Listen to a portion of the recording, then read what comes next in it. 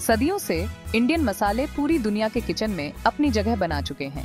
पुराने silk route से लेकर आज के गुरमे रेसिपीज तक इन खुशबूदार मसालों का बहुत बड़ा रोल रहा है।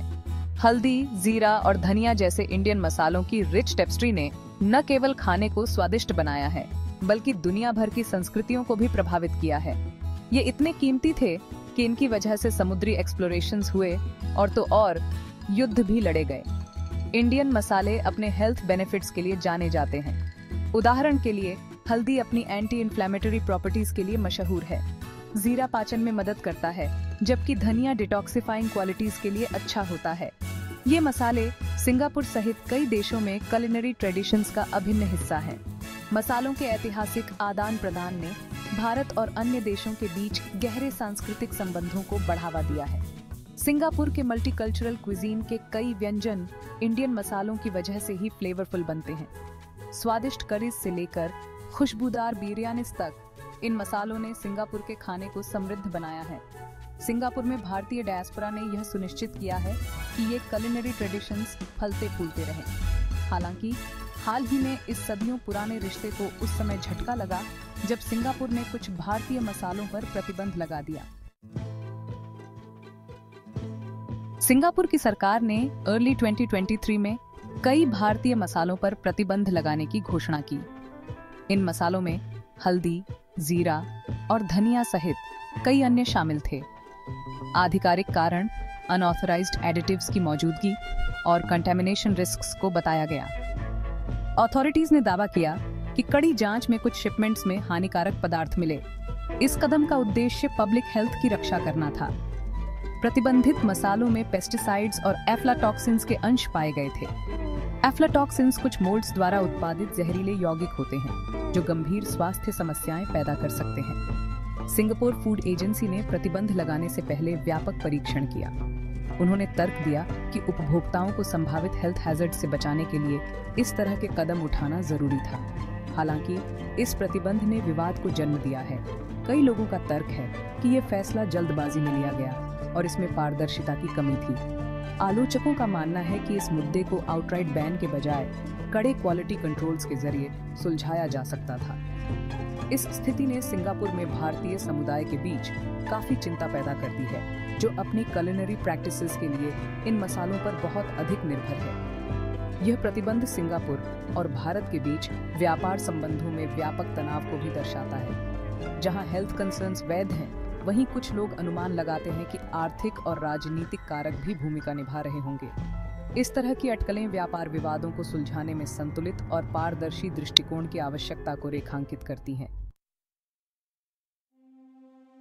भारतीय मसालों पर प्रतिबंध का सिंगापुर और भारत के बीच व्यापार पर उल्लेखनीय प्रभाव पड़ा है। भारत दुनिया के सबसे बड़े मसाला उत्पादक और निर्यातकों में से एक है। इस प्रतिबंध ने आपूर्ति श्रृंखलाओं को बाधित कर दिया है, जिससे भारतीय निर्यातकों को आर्थिक नुकसान हुआ है। इन मसालों के एक महत्वपूर्ण बाजार सिंगापुर में ऑथेंटिक भारतीय सामग्री की उपलब्धता में कमी देखी गई है। सिंगापुर में भारतीय प्रवासी समुदाय को इस प्रतिबंध का खामियाजा भुगतना पड़ा है। कई लोगों के लिए ये मसाले केवल इंग्रेडिएंट्स नहीं, बल्कि उनकी सांस्कृतिक विरासत से जुड़ाव का एक जरिया है। परिचित मसालों की अनुपस्थिति ने कुलिनरी लैंडस्केप को बदल दिया है। सिंगापुर में भारतीय रेस्तरां और घरों को विकल्प खोजने या व्यंजनों में बदलाव करने पड़े हैं, जो एक चुनौती रही है। आर्थिक प्रभाव केवल स्पाइस ट्रेड से कहीं आगे तक फैला हुआ है। भारतीय मसालों के आयात पर निर्भर कई छोटे व्यवसायों को नुकसान हुआ है। इसमें न केवल मसाला व्यापारी, बल्कि रेस्तरां और खाद्य विक्रेता भी शामिल हैं। इस व्यवधान ने खाद्य क्षेत्र में दोनों देशों के बीच अन्योन्याश्रय को उजागर किया है। समुदाय के नेताओं और व्यापार मालिकों ने बातचीत और समाधान की मांग की है। उनका तर्क है कि सहयोगात्मक प्रयासों से इस तरह के कठोर कदम उठाए बिना कंटेमिनेशन कंसर्न्स को दूर किया जा सकता है। सांस्कृतिक और आर्थिक संबंधों से समझौता किए बिना सुरक्षा सुनिश्चित करने वाले मध्य मार्ग को खोजने के लिए सामूहिक दबाव है। यह प्रतिबंध सिंगापुर और भारत के बीच भविष्य के व्यापार संबंधों के लिए चुनौतियां और अवसर दोनों प्रस्तुत करता है। एक तरफ इसने आपूर्ति श्रृंखला में कमजोरियों को उजागर किया है, और कड़े क्वालिटी कंट्रोल्स की आवश्यकता पर प्रकाश डाला है। दूसरी ओर इसने व्यापार प्रथाओं में सुधार और पारस्परिक लाभ सुनिश्चित करने के लिए बातचीत का रास्ता खोला है। इस मुद्दे को सुलझाने के लिए दोनों देशों को रचनात्मक बातचीत में शामिल होने की आवश्यकता है। क्वालिटी कंट्रोल और अनुपालन की देखरेख के लिए संयुक्त कार्यबल स्थापित करना आगे की दिशा में एक कदम हो सकता है। यह सुनिश्चित करेगा कि मसाले बाजार में अपनी उपस्थिति बनाए रखते हुए सुरक्षा मानकों को पूरा करें। पारदर्शी संचार और नियमित अपडेट विश्वास का निर्माण कर सकते हैं और भविष्य में होने वाली गलतफहमियों को रोक सकते हैं। भारत सरकार को मसाला उत्पादन और निर्यात पर अपने नियमों को कड़ा करने की आवश्यकता है। अधिक कठोर परीक्षण और प्रमाणन प्रक्रियाओं को शुरू करने से भारतीय मसालों पर विश्वास बहाल करने में मदद मिल सकती है।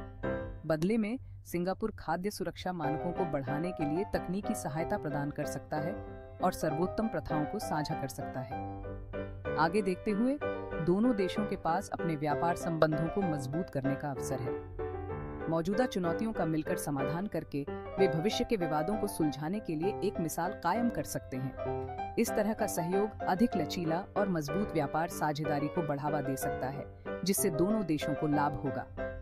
अंत में सिंगापुर द्वारा भारतीय मसालों पर प्रतिबंध वैश्विक व्यापार की जटिलताओं को उजागर करता है। यह सांस्कृतिक और आर्थिक विचारों के साथ स्वास्थ्य संबंधी चिंताओं को संतुलित करने की आवश्यकता को रेखांकित करता है। सक्रिय बातचीत और आपसी सहयोग से सिंगापुर और भारत इस मुद्दे को सुलझा सकते हैं और मजबूत भविष्य के संबंधों का मार्ग प्रशस्त कर सकते हैं।